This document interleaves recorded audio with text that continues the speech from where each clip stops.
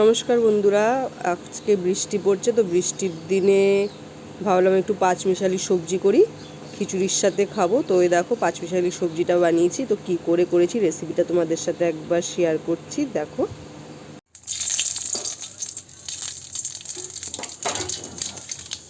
সবজিগুলো সব দিয়ে দিলাম,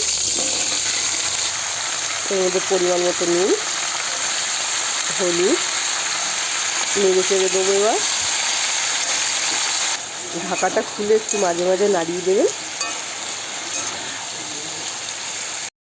এর মধ্যে এবার একটু লঙ্কা আর জিরে বাটা দিয়ে দিলাম, একটু জল দিয়ে নাড়িয়ে নেবো। এবার সবজিগুলো সেদ্ধ হয়ে গেছে, আর একটু সেদ্ধ হবে। এবার এর মধ্যে একটু ভাজা বাদাম দিয়ে দেবো।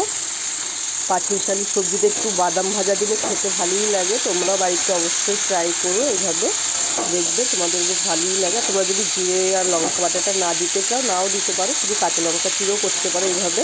আমি একটু জিরে আর লঙ্কা বাটাটা আজকে দিলাম, আমি কাঁচা লঙ্কা বাটা দিয়েও করি বাড়িতে।